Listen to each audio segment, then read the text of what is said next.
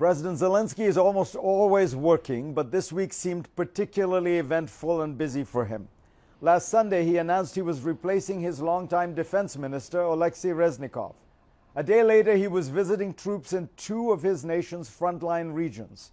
Then on Wednesday, he received Secretary of State Antony Blinken in Kyiv, just 3 weeks after Washington agreed to finally send F-16s to Ukraine. And on Thursday, Zelensky introduced the world to his new defense minister, Rustem Umerov. I sat down with Zelensky on Friday at his presidential offices in Kyiv. Mr. President, pleasure to have you on again. Thank you so much. Everyone is wondering about the counteroffensive. There was a sense that it was slower than expected. Now there is some hope that it is speeding up. Can you give us a sense from your perspective, how is it going? It depends on many directions, on many cases and issues, how to speed up counteroffensive, but remember that we need the result. The result we have to get our land, we have to deoccupy the land, and it's also not about the land, it's about the people, because the frozen war is not the peace. Putin, he wants to take all our country, to destroy all our families, houses, because if he understands why he destroys, he understands that Ukraine will never go away from our land, will never do it. That's why he has to kill us. He wants to do it. That's why when we speak about the counteroffensive, it depends on many cases.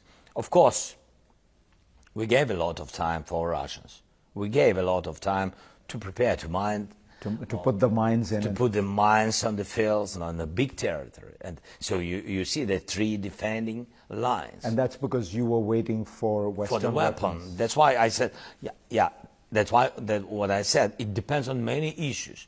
We waited too long, it's true.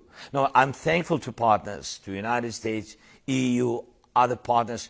I'm thankful very much, President Biden, and to Congress. But we have to understand, first we waited too long, they put mines.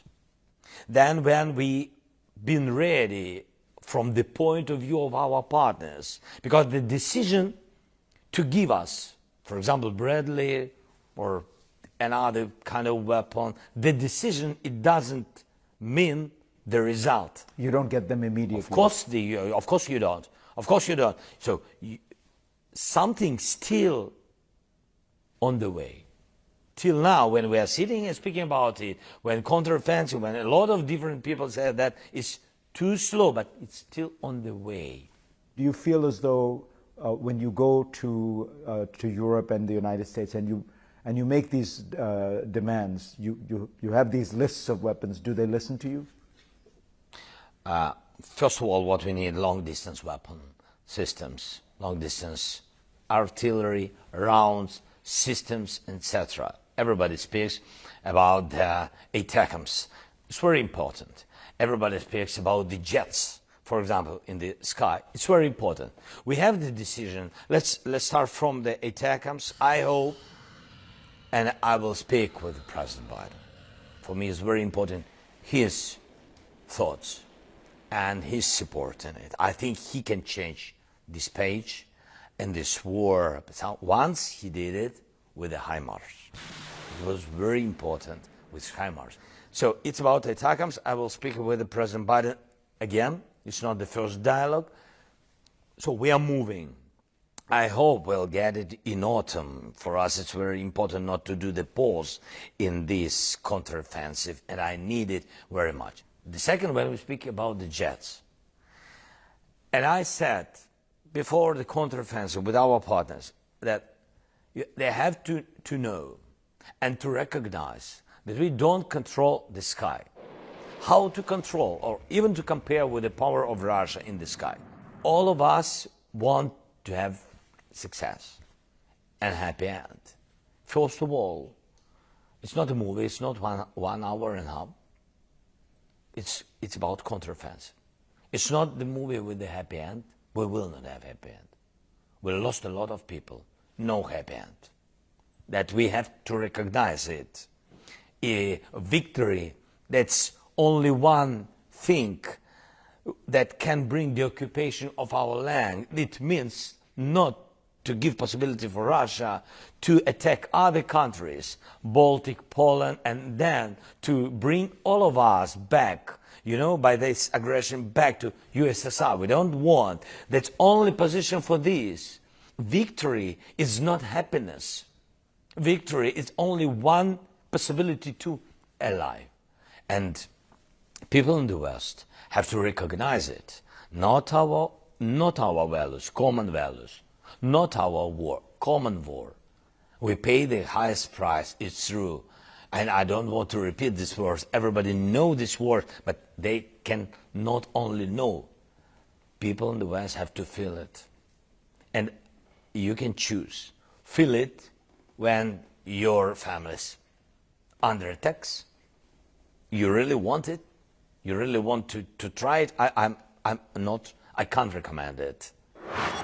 Next on GPS, will Volodymyr Zelensky seek compromise with Putin at the negotiating table? Should he? I'll ask him.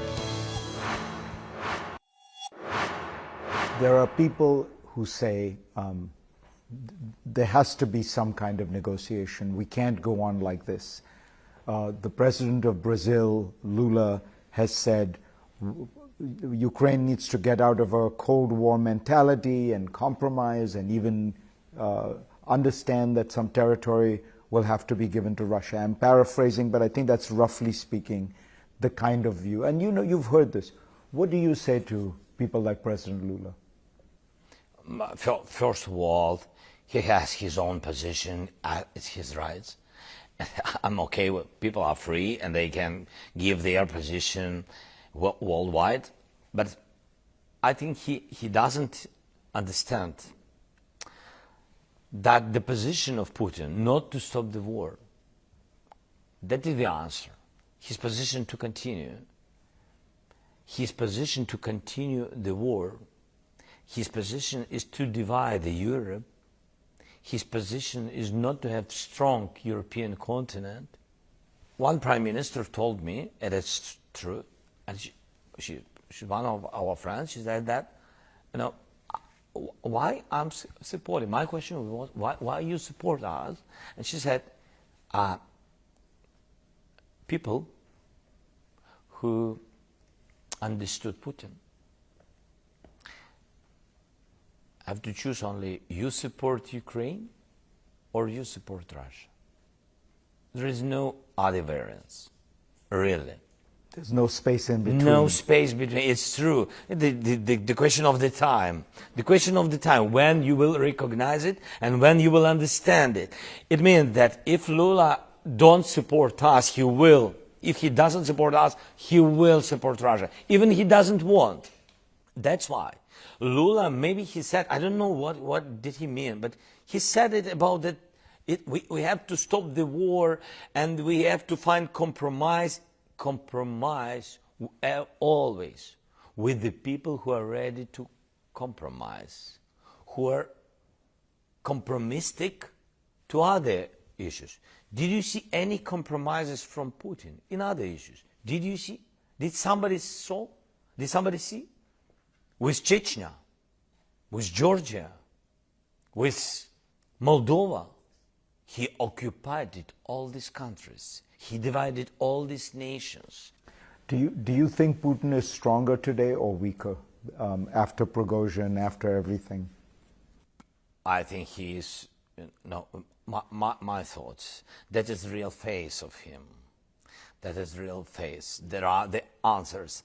How he see his life, the life of people, how he see what will be tomorrow, how he control. And you will find in this, in one case with Prigozhin, you can find, and even Lula, he can also find for himself, and such partners, they can find all the answers. Just see the way he handled Prigozhin. Yes, that is the answer. How Putin control everything. He control only people's minds, but he doesn't control what's going on in the country. he doesn't control. Then, when he understood that a big part of society supports Prigozhin, what he did, he killed him. But before he killed, he gave him promises. The territory of Belarus, gave him new locations, the Africa issues and businesses, a lot of different things. So he lied to Prigozhin. Yeah. Yes, of course. And that is the answer. When you want to have compromises or dialogue with somebody, you can't do it with a liar. Next on GPS, I asked President Zelensky about why he fired his defense minister and how he plans to weed out corruption in his country.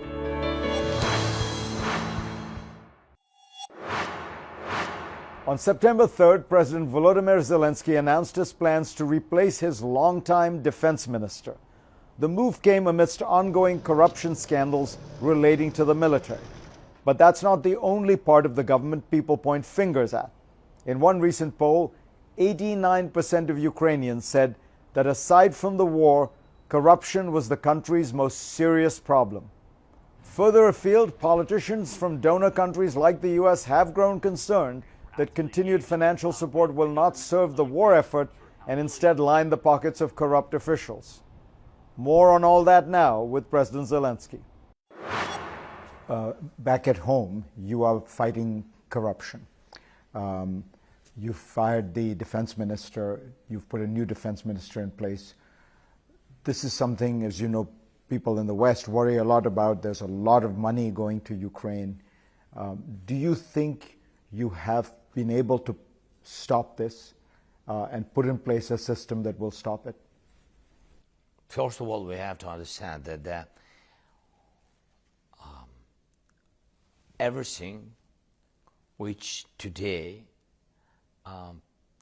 belongs to justice in Ukraine, justice for today for people is very sensitive. And it's because of the war. Because our fighting for these values, we can't, we can't give possibility to live that way which we lived during some years before, and etc. Dozens of years. It doesn't matter now how many years ago it was. It means how it will be after the war and after the victory. Another country, another people, another generation, another way. So that's why. But are you getting to are you able to make the changes to get to that new way? No. I have no another way. Here I don't have alternative, and I don't want. We don't want to have any compromises with any, not only corrupted things or people, even thoughts about it, But look, there are a lot of people who say there has been a lot of corruption in this first year, and that's why you are firing the defense minister. First of all, you have to know, all these cases are not with the help, are not connecting, not connected with the help of our partners. So it's not about the weapon of our partners, or money for the weapon, or money for the budget to give pensions, social support, etc. It's another cases. It's not about the partners. So these are Ukrainian funds. These are Ukrainian cases. But anyway, it doesn't matter for me now. We will fight and win in this war. But again, I'm underlining it's not the money of our partners. Also, it's important to know. Finally, 600 days of war for you, non-stop work. How are you holding up, and do you get depressed? How are you managing? No. I'm okay, so I can live with it, and I Sometimes I don't have a lot of time, but sometimes I'm looking on my children. Yes, they are in Ukraine. They are very Ukrainian, and I'm happy that they are here. I mean that this generation will make Ukraine, I think, great, because they are very strong with all the positions, with all the values, with all, they are very free, and I'm so happy. Then like I said, I'm looking to the mirror. I see another person, older. Maybe wiser. Maybe wiser. Thank you. Our friends say wiser, and other people say older. But it doesn't matter. My wife, I'm happy that I have. She's nice. She's so strong. She's day by day. She's stronger and nicer and younger. She has a lot of energy. So you look older in the mirror, but she looks younger. Yes, and you see, this is the same mirror. Mr. President, thank you so much. Thank you so much. You've got to go get back to the war. Yeah, thank you so much. My thanks again to President Zelensky for speaking with me and for making the effort and speaking to me in English.